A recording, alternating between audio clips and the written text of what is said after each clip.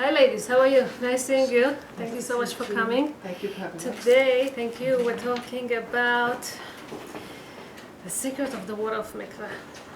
Okay, this is our subject today.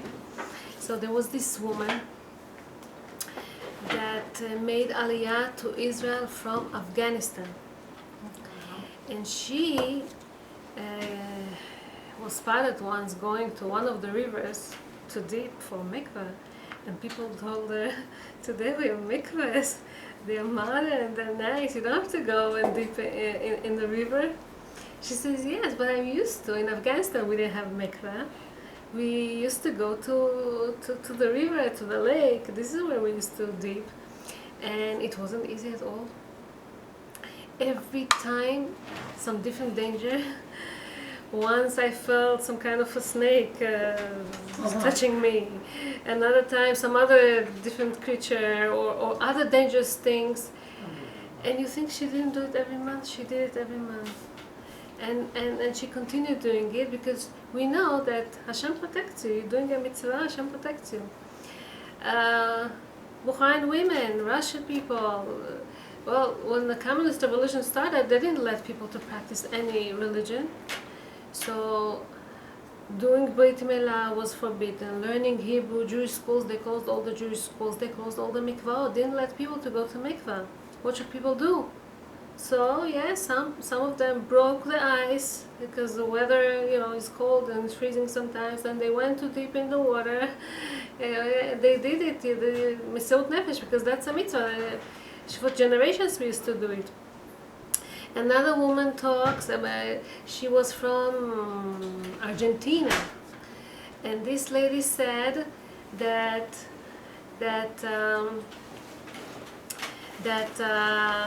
she had a friend that used to live in Mexico, and every time it was her mikveh time, there was no mikveh around, she used to take a plane and travel, 1 hour flight to the nearest mikveh and dip there, and this is what she used to do every month. And one time, lo aleinu, this plane lost its balance or something, and it's crashed. And when the emergency came to see if there's any survivors, no survivors except this woman. Wow. She was laying down on she took with her stuff for the mikveh. So what do women take for mikveh? A towel, a bathrobe, some things for mikveh that she needs, scissors, whatever, Q-tips, I don't know. All these things was around her like protection, like malachim, like angels that protect her. She was unconscious at that moment, but she woke up and she was fine. Nobody understood how this woman could survive such a crash. And what, she didn't continue doing it? She continued doing it also afterwards. This is Mesirut Nefesh. Before Pesach, a lady called me. They wanted to go to a vacation for Pesach to Orlando. I don't know whatever. That's what their decision, to Orlando, Florida. And there was this time that she had to go to dip in the mikveh there, and there's no mikveh around. And she asked me if she can go to the water, she should delay, she could go early, whatever. I told her what to do. But basically, I mentioned, maybe in some other places, maybe, you could go, whatever, but I wouldn't recommend you to go to the water in Orlando. I mean, I know that in Miami or in other places in Florida, it's full of alligators and problems. Who needs that? I didn't know at that time about Orlando, but last week we heard what happened in Orlando, so whatever. But people for generations, whether it's 50 years ago or 500 years ago or 1,000 years ago, was easy, was not easy. They found old places in Masada, in unbelievable.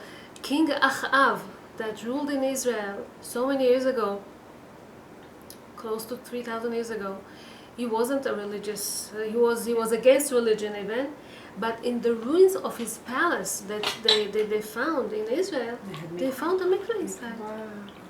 So, even though he wasn't religious, even though he didn't care, he used to worship idols and stuff, but the mikveh they kept. It's unbelievable. And And so what is the secret? Why people, how come people do this mesirut nefesh, even though it's hard, even though it's far away, even though it's so expensive sometimes to do, and they do. So let's first learn what is this mikveh, what is this water of mikveh. First time that we see this word in the Torah, it's in Sefer Vayikra, the third book. It says over there that a woman, it says there that Ach ma'ayan uvo mikveh mayim yeh tahor. Whoever needs to dip, had some contamination and needs to dip, after counting 7 days, he dips himself in a natural source of water. That's what it says. Mikveh is gathering of water. That's the understanding, that's the definition. Gathering of water, it's called mikveh. Okay, not mikvah like they say in America, mikveh, gathering of water. So a woman that needs to go and dip into this water first must clean all her body very good, so there shouldn't be anything between her and the water, and then she dips in this natural source of water. How does it go? This water? Basically, so yeah, any source of water would be good. The sea, the ocean, the rivers, the lakes, they're okay as long as it's connected to the ground. It's fine. But in the modern mikveh, what they do is that they collect rainy water, naturally, okay, no pipes and stuff like that. Naturally, they gather it to a certain tank that's built inside the ground, 100% concrete.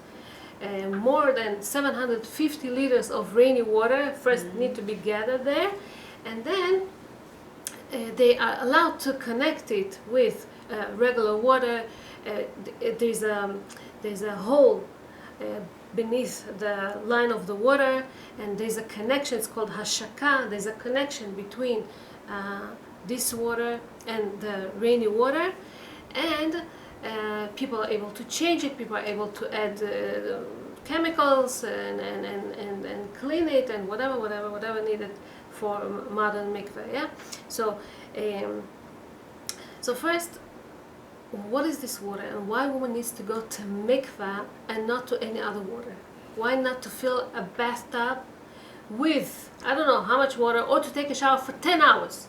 Can women get clean? After taking a shower, she can get clean. Physically, she can clean. We're not cleaning because of dirt or something. It's to get pure. And to get pure, we need natural source of water. So let's try to find out what is the meaning of this mitzvah. When God created the world, it says, Bereshit bara Elokim.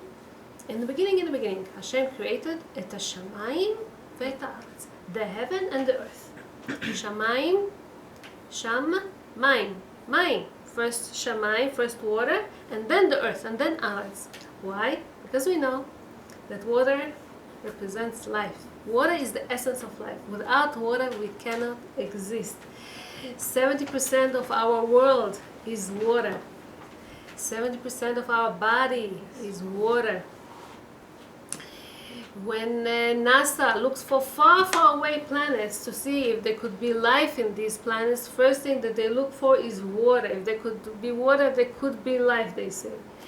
The baby in the mother's womb swims in water.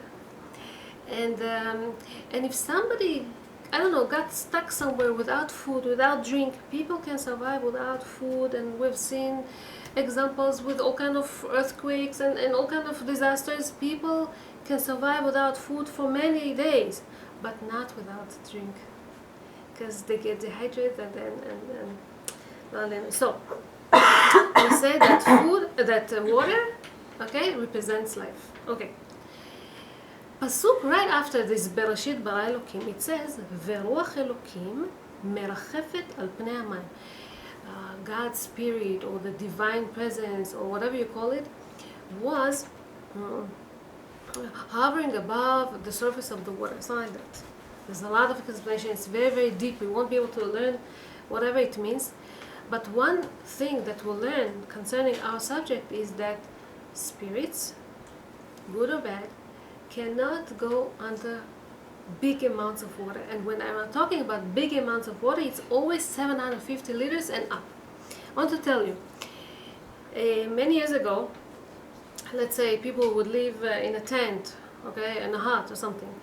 If this cup of water would be left overnight, okay, you cannot really drink it the next day because of all kind of insects that can go and overeat, poisonous snake, or all kind of problems that can happen, and it's dangerous. It's not good. Even today we don't do it, even though we don't have snakes and poisonous and dangerous insects in our homes. We still, if it was open overnight, it can get too much because it's a small amount of water.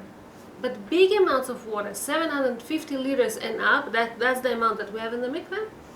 They don't accept tuma as long as they're connected to the ground, connected to the source. Okay. So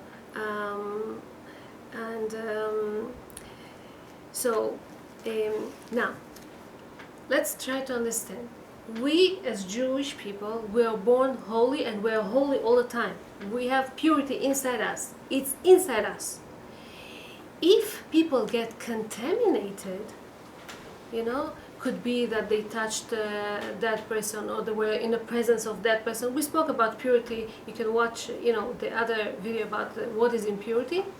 So, or if woman became nida, she got a period. So, this contamination is something that wraps her from the outside. It's never inside of her, because the inside of us, we're all people. So, this tum'ah, this contamination is external. It's not internal, external. Okay?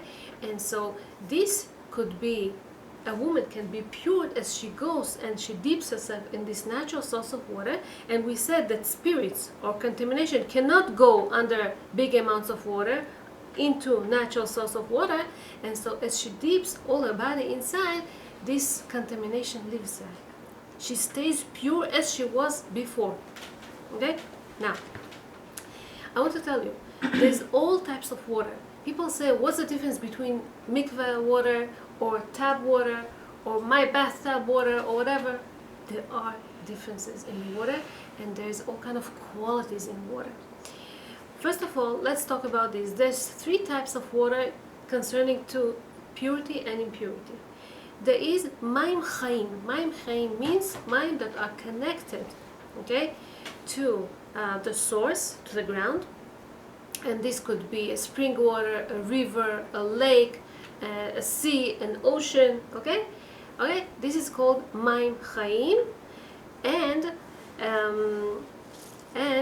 this water have the strength, the ability to purify people that are contaminated. This is mayim chayim. There is mayim that's called mayim she'uvim. Mayim she'uvim means pumped water. All the water that we have in our house, in our houses, are pumped water. In the businesses, everywhere there's tap water, it's pumped water. We cannot have running water in our systems without electricity. And electricity is the thing that gives the power to the water to come to our houses. If anything, water, there's gravity in the world. Water will always go down naturally because there's gravity. If somebody lives in the 20th floor, how does water go against the nature and go up to the 20th floor? Because with the force of electricity. These water are pumped to our houses. Whenever water are pumped to our houses, it loses the energy of the water, and this water cannot be cannot purify, cannot do anything. It's called pumped water. Or another type of water that we cannot use, used water, okay? Used water and contaminated water. These are water that were pumped and were used for some kind of a reason. People bathed in this, people washed it, people used it for dishes, people whatever they used it for. If you use this water for something else, you cannot use it for mikveh anymore. Now, as I told you, in the mikveh, the water are not pumped, They have a special drain that brings the water from the roof of that building into this lowest point of that building. This is the bor, or the otsar, or the treasure, or okay, this tank of water that we said, the natural, the rainy water gathers over there, and then they connect it to the room that we go into, and this is how we're able to dig into this mikveh. Let's stop here and go to another subject, and we'll put it together. Right after Hashem created the world, okay, 6 days, on the 6th day he created Adam and Chava, Adam and Eve. Hashem put Adam and Eve in the Garden of Eden. Beautiful place, full of trees. Sit and enjoy. One thing he asked Adam to do, le'ovda u'le'shomra. Le'ovda, worship Hashem, le'shomra, to keep away from doing sins. Okay. One thing Hashem asked him not to do is not to eat from that knowledge, or from this etzadat, wisdom tree. Okay. Chava didn't really hear that order in her own ears, and when the snake came and told her and pushed her to the tree, and he said to her, "You see, you touched it, nothing happened to you. So you can also eat it and get smarter, and be God, and be whatever, and can decide what's good, what's not good." This is when she ate. She didn't keep it to herself, and of course she had to share it, and she gave it to her husband, to Adam. And now what happens? Hashem punished them. We won't talk about punishments today, but one thing we know, that Adam Arishon with his wife, they were banished, okay, deported from Gan Eden. Now, before the sin, they were so connected to Hashem. They were cleaved. They were together. There was no other thinking. Okay? Now they're separated. Now it's, what do I think about this? What I don't think about this? It's good for me, or it's not good for me. And it's written over there a description of a river that comes from Garden of Eden, and as it comes to the borders of that garden of Gan Eden, it separates to 4 different heads. And the commentators are asking, why do we need this description of this river? We don't need this to know about the sin or anything. It never mentioned afterwards this river also. Why it's written? Why it's mentioned there at all? So in the Zohar Kadosh they say that in the Gan Eden it was one, but as it was leaving that Gan Eden, it's separated. We are separated from Hashem too. We are not together with Hashem in one mind. We are separated. And that's the problem of leaving Gan Eden. This separation happens to every woman once she gets her period. She separates from her husband. And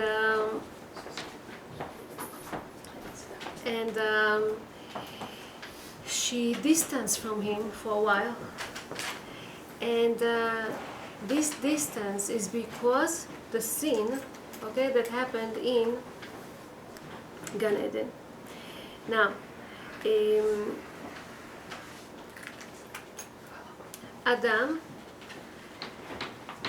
as long as he was in that Gan Eden, he was perfect.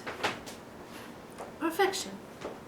Now there's imperfection by him. Of course, he needs to provide now, he needs to work very hard now, it's not so easy, he has all kind of doubts, he has all that.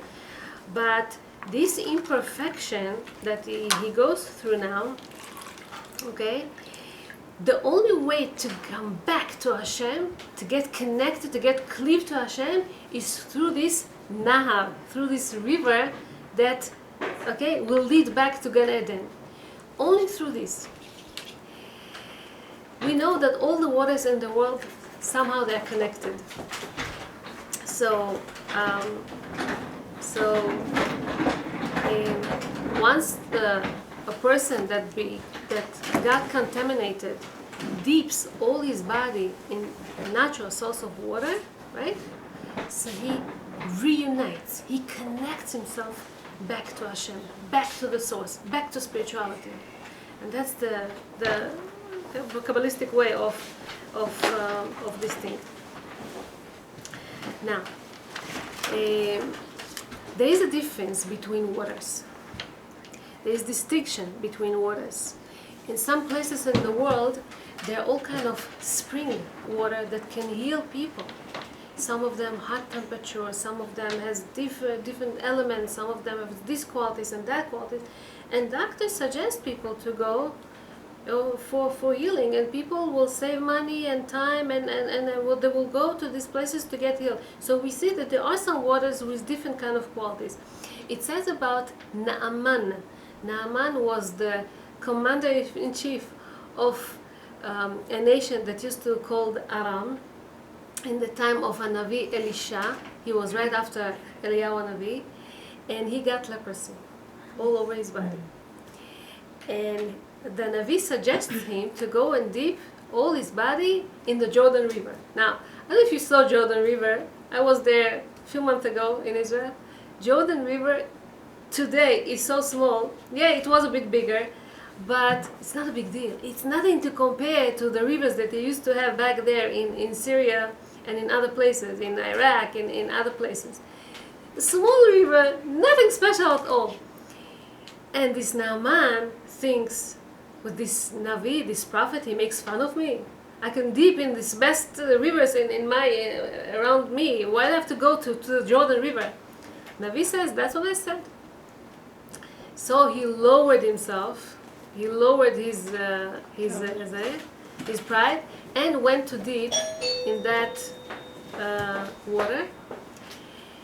He thought, what's the difference between this water and other waters? And yes, there was. Because only in the Jordan River he could be purified, he could be cleaned.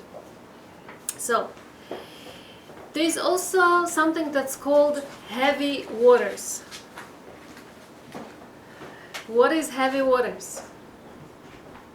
Heavy waters means that they have an atom of hydrogen inside that is twice heavier than regular water.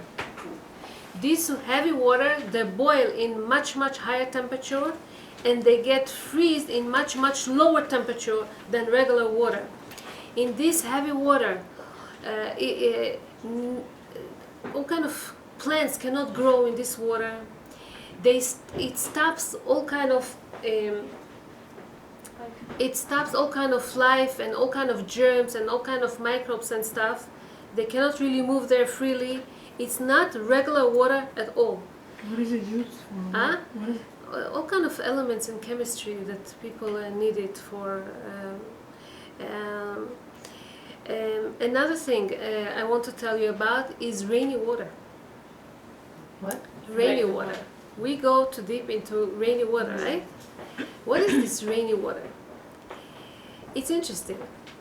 When God ordered the rain to saturate the land, the ground, okay, and to make sure that plants will grow over there, it's supposed to give all the needs to the ground that that needed for the fertility of the ground and to grow all these plants that needed there. All the other waters that get into the ground, okay, that flood it or whatever, as they leave the ground, they take all the elements of the water with them, all the minerals, all the other good quality that is in that ground, they take with them. The rainy water stays much longer in the ground and doesn't take all the elements all the qualities that needed for the growth of the plants. That's the beauty of rainy water. It has a lot of good qualities, this water, and to this kind of water, this is where we go to. So there is a complicity in this water. It's not regular water that we see, all the waters are the same, they are different. Water of the mikveh, they're also different, they're also special. Law says, for example, that if there are some seeds that got contaminated, the way to purify these seeds would be through planting them inside the ground. Once you plant them inside the ground, this is how you kosher them. This is how you purify them. Interesting.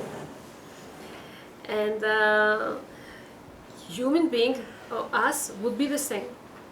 The only way for us to get purified from the contamination that we had is through dipping all our body in this natural source of water, covering us completely, okay? And only then, this source of water that are connected to the ground, only then people can get purified. Water are the only thing on earth that can wrap us, that can cover us, that can surround us completely, touch every fold of our body, every part of our body, and without any partition, without any chatzitza. And that's a nice thing. Total immersion. Huh? Total immersion. Total immersion. The water of the mikveh can also heal people from all kind of problems that they have. And I spoke about Naaman before. It speaks about a woman that for years and years and years she was trying to get pregnant and couldn't. Yes, she had two older kids, 17 and 18-year-old kids, but she wanted more, and she had a lot of miscarriages that she went through, and it was very hard for her to conceive. So she went to a few people, some of her friends, this and that, and some people introduced her to the law of mikveh, and they asked her and begged her to keep it. Yes, no, okay. They told her that if you're going to go to the mikveh, you're going to pray, and once you pray, Hashem listens to your prayer. It's a very special moment. So she decides that she wants to pray to have a child, and whatever. And so she keeps the day, she goes to the mikveh, and from some reason, instead of praying for herself to have a baby or whatever, she prays for her second child, the 17-year-old. She didn't even know why, but she asked Hashem, please protect him, please make sure nothing bad happens to him. She prays for him, she doesn't even know why. She comes home, she gets a phone call from her son.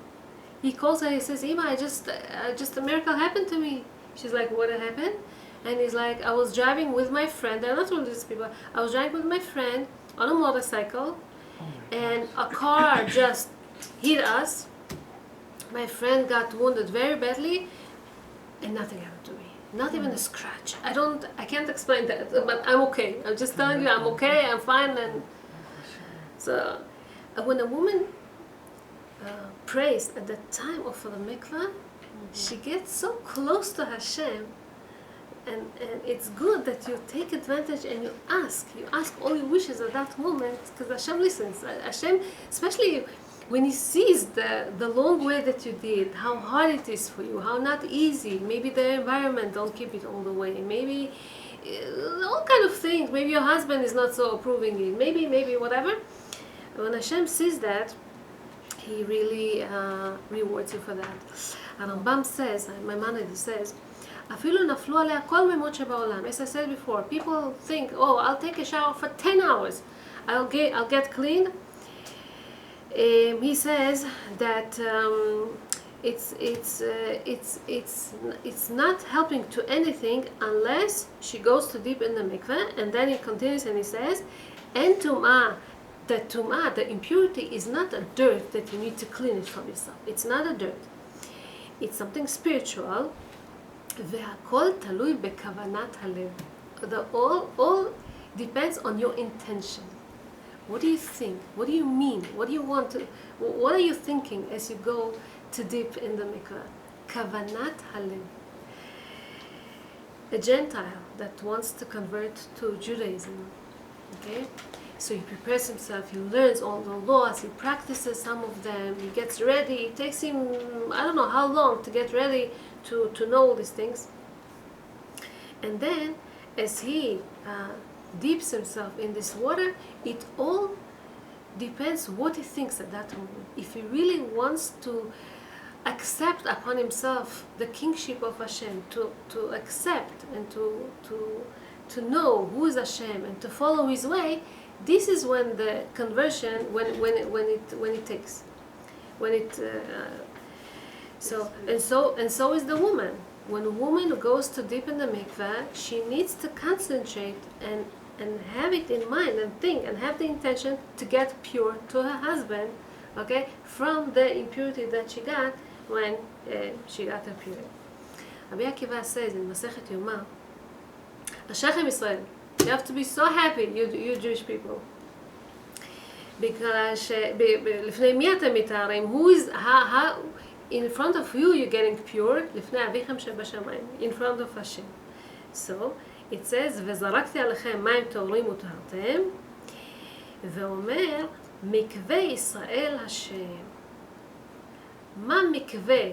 The same way that mikveh purifies people, so Hashem purifies us. What does it mean? Rav Aaron Mirata explained it that there's always purifying is always in two dimensions. One step we do, whenever we do one step, Hashem purifies us from above. Cannot go only one way. It goes together. Okay, a woman that does this mitzvah gets a protection from Hashem, as I said before. We know that fish are protected usually from Ain Hara, and this is because they're always underwater. Even the flood, whenever we had this flood, the problem with the flood, fish were protected. They were not punished because fish are always covered by water. You don't see how they multiply, and they multiply a lot because it says, if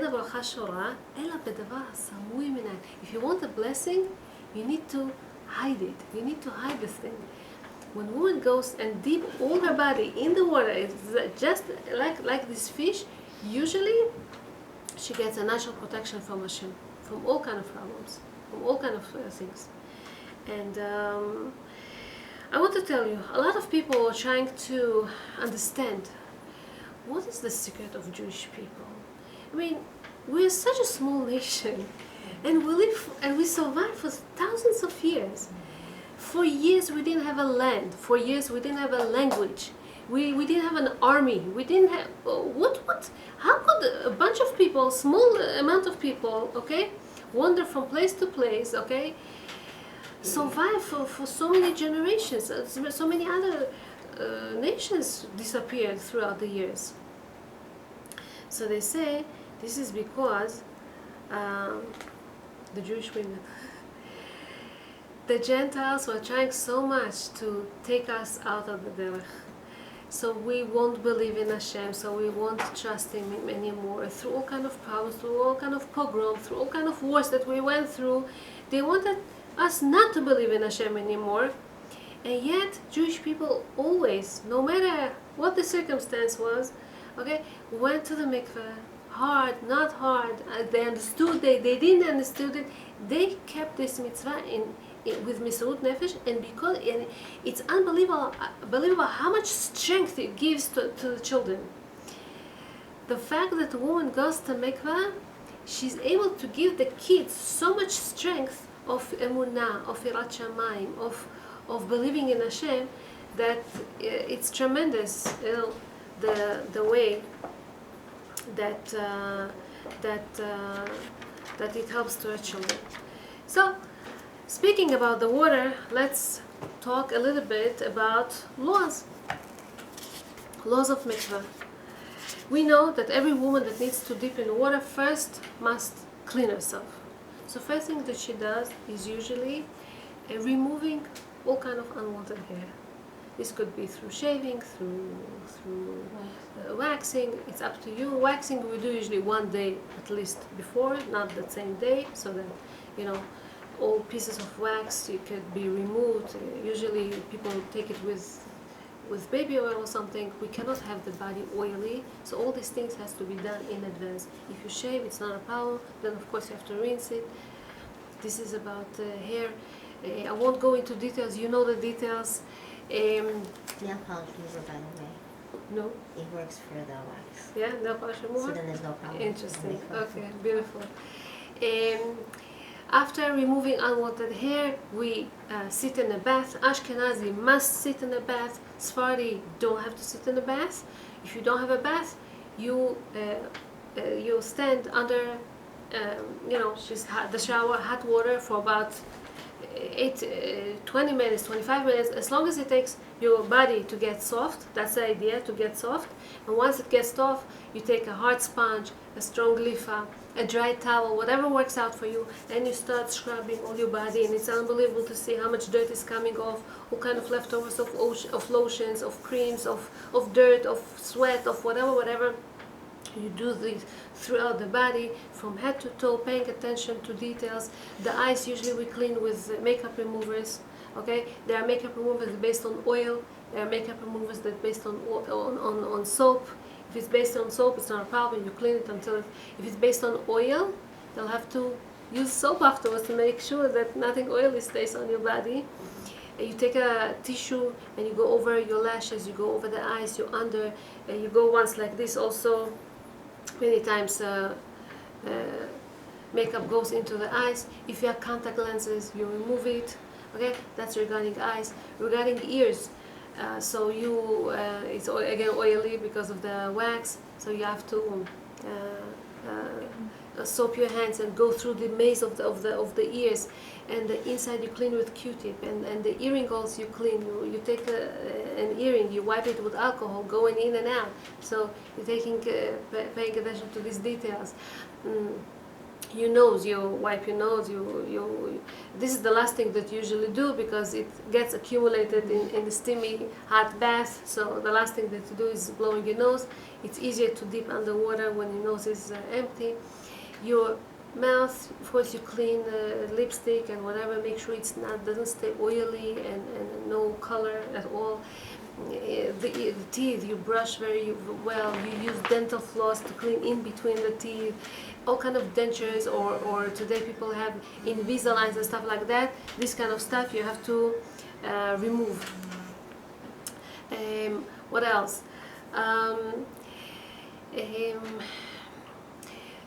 Nails. Okay, nails.